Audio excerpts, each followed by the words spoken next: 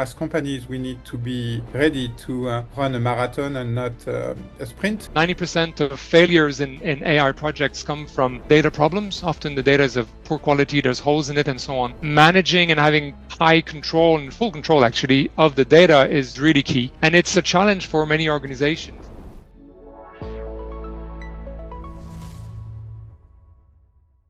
Welcome, Marc-Elian. We are today speaking to introduce the topic that you're going to talk about at the Edge World Summit on April 2nd and 3rd at the Computer History Museum in Mountain View. We are very excited about what we're seeing today at NVIDIA GTC.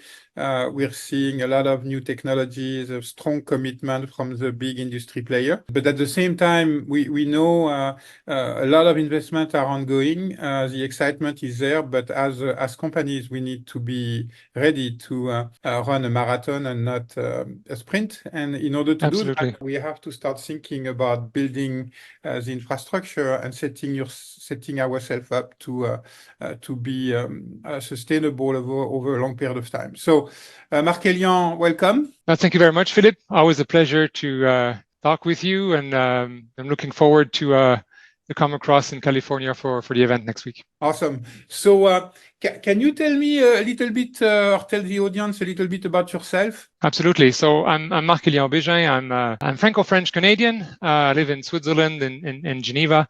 I'm aerospace mechanical engineer by training, but I've done software all my life. And I'm CEO and co-founder of 6 Squared, software company is operated from Geneva, Switzerland. And we're in the B2B business of edge computing with a platform and an ecosystem that includes a marketplace of business apps that we'll be able to talk about a little bit in this conversation. And very excited to sort of follow the latest development in AI, because I think what is really important is for our customers and organization to become more data-driven. And the latest development is really going in that direction, and that's really exciting to be in. So let's chime in, right? Let's dig in. My first question is about intelligent application at the edge. First, the title is a little bit big, right? But even when you start peeling the onion, you realize that there are a lot of technologies involved, and it can be a bit challenging for people who are engaging in leveraging data being generated at the edge. And build applications that leverage those data, leverage the robots, leverage the OT system. How do you think about the key building block of an application like this? Absolutely. I mean, since we pivoted towards edge in 2018, and then we were purchased by Equinox in 2021, which is a Paris-based a network and service technology provider. We really learned from working with telcos and large scalable infrastructure the challenges and how to respond to those challenges. Because the edge has a different nature, right? We're not in the data center, we're not in the cloud.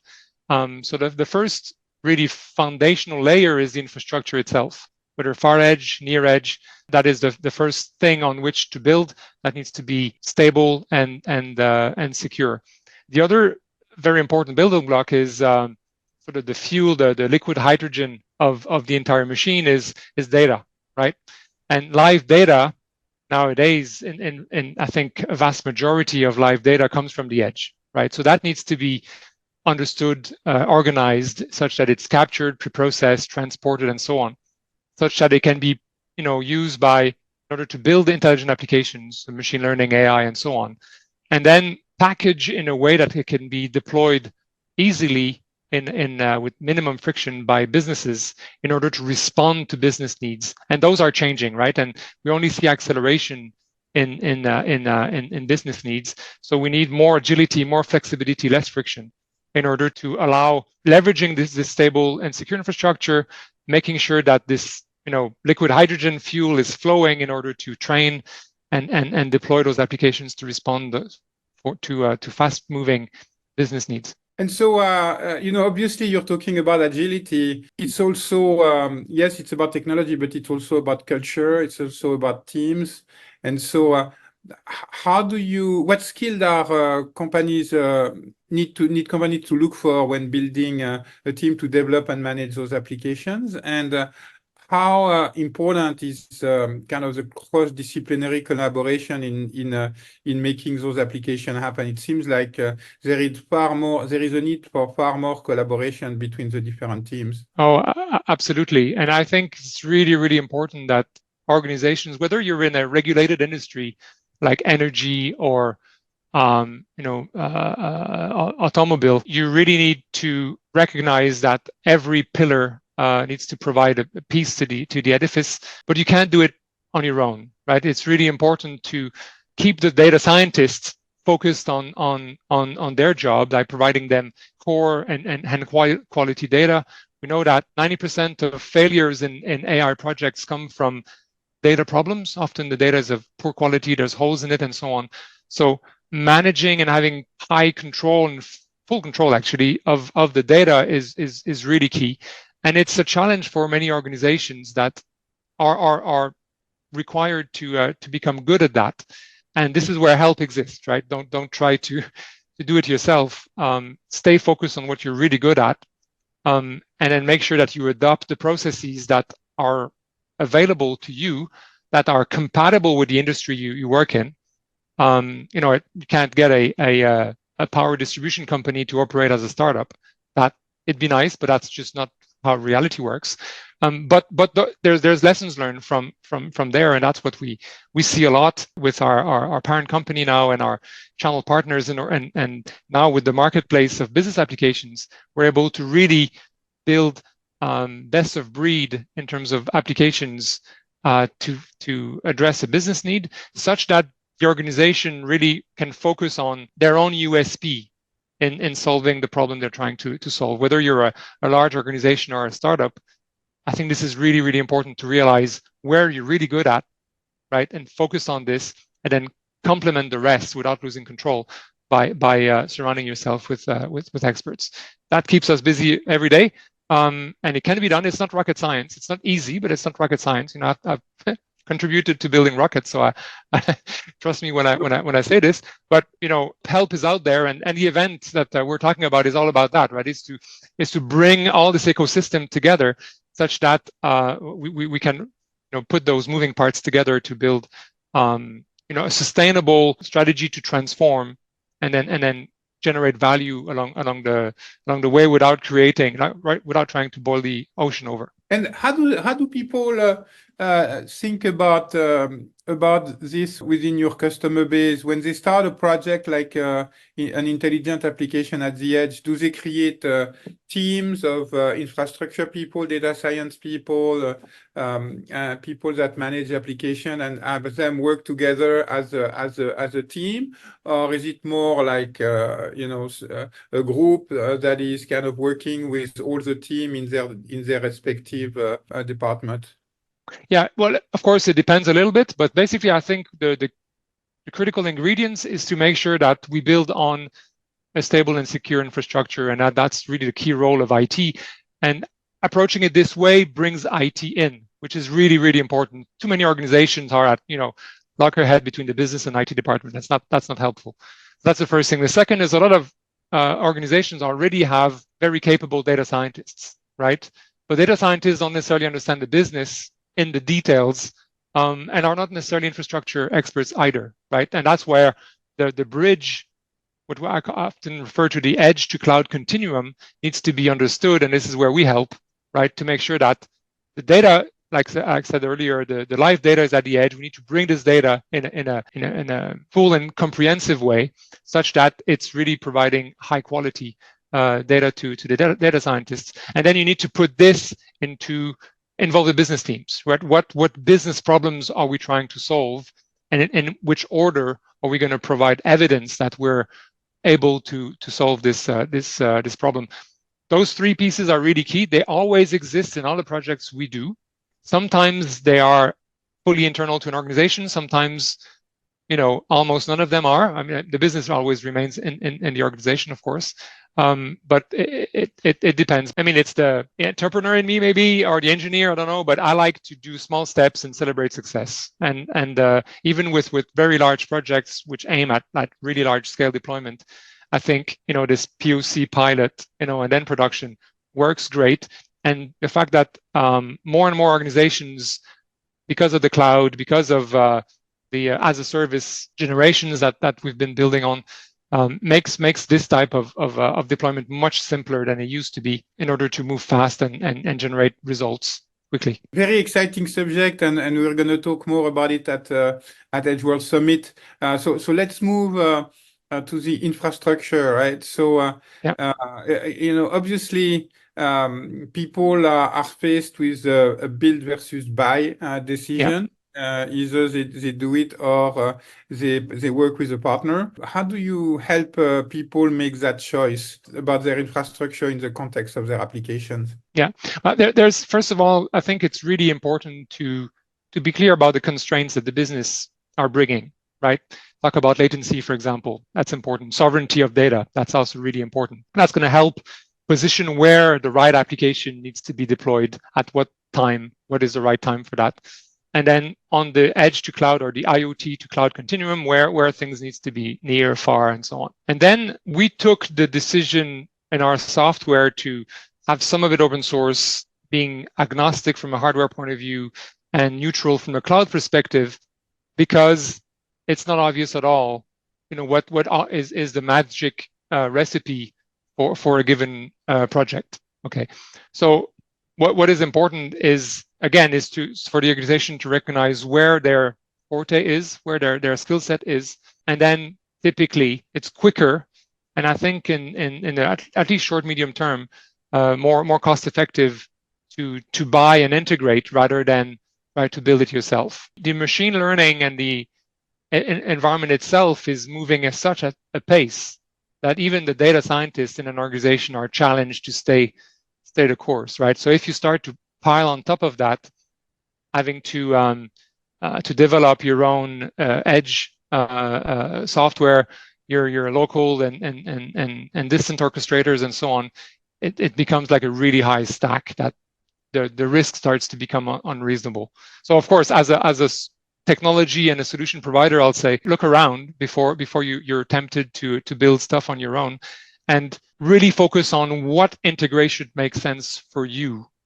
And because we're talking about an edge context, I think it's, in order to be data driven, because data again comes from the edge, it makes sense to be data focused, right?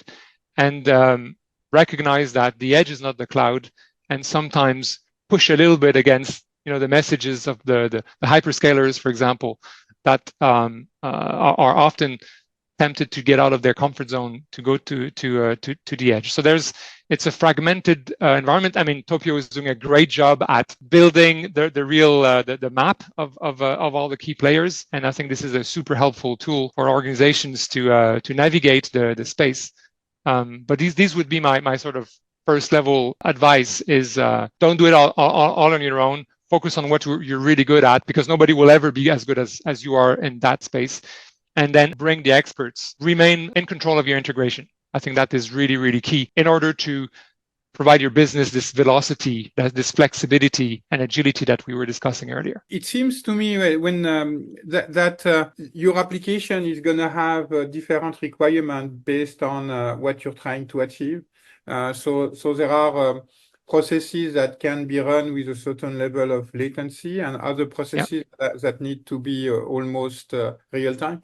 And so having a partner that help you get there and get to that point where you can decide where to push the right processes based on the level of latency and cost that you require is gonna be very important, and it's a skill set that is gonna be very important moving forward if you want to maximize ROI, right? No, absolutely. And there's many things, like in life, there's many things where you need to be good at, right? You can't be just good at one thing. And that's why, just an example, last year we introduced in our platform this concept of bouquet of applications, because we realized that customers need to, they're at the edge, they decided that in a vehicle or in an antenna or on a factory floor or a substation, that's where their intelligent app needs to run, but it still need to be monitored and cyber defended and all of that stuff, right?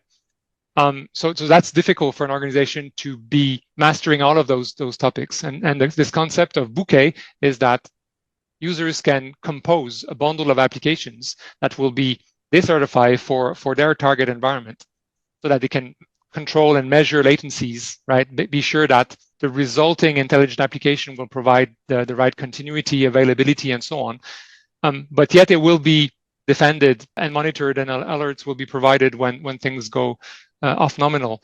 And this ability to compose this bouquet, that's the way we call it, is really important, such that the business is able to remain focused on its core mission, yet they're not making any compromise on things like cybersecurity or ensuring performance level metrics like latency or local continuity, because that's really sometimes really core to the mission of the organization. Yeah. And so a last question before getting into the real thing at the Edge World Summit. What advice would you give to teams that are starting to build an intelligent application at the edge? Is there anything? Yeah. First is come to the event. Of course, there'll be a lot of cool talks and the concentration of knowledge is always great. So we're super happy to go back to the event. But really, really look around, right? Don't try to do it yourself, and really focus again on what you're good at, and seek out help when for everything else. And again, I sound like a broken record, but be master of your integration. Focus on what you're really good at, and then if that helps, come and see us, and of course we'll help you navigate that space. It's a very rich, sometimes a bit messy ecosystem, but there's a lot of great knowledge out there to take advantage of in order to de-risk basically the project. Yeah, and if you think about it, right, the concept of the entrepreneurship, right, of lean startup, lean methodology is also going to be very important, because the infrastructure of today has a certain cost, and the cost is going to evolve over time. So making sure that you are constantly monitoring options and new architecture, new infrastructure, in order to get to the right level of cost moving forward is going to be important. And the same thing for data, right? You're gonna gather a massive amount of data about your business. And so being in control of that data is going to be very important to make the right experiment, which means that it seems to me that businesses and data scientists are going to fuse, because businesses are going to need to be in control of the experiments that are being made in order to impact the business. It doesn't seem like it's going to be siloed. No, and these will, like you say, they'll converge. And data scientists require business feedback in order to make sure that the intelligent application is doing its job, right? And the reality of today is that, especially at the edge is a very fluid environment, right? So you need constant training, retraining, and so on. So this sort of virtuous circle needs to be done and maintained after day one deployment, right? We're very far from having updates every year, every 2 years. That's gone. Right, so we really need right from the start being able to be much more fluid. Yet, there are new attack vectors. We need to be, very serious about the way we manage the infrastructure, especially in regulated industries, which we do a lot of work with. But it works, right? We are able to adapt those constraints to the new flexibility that intelligence requires us to adopt, and that's what makes it so exciting. Yeah, Marc-Hélion, thank you so much for that little talk. It's really interesting and useful, and I look forward to seeing you in 2 weeks. Always a pleasure, Philip. Take care. See you soon. Bye. Bye.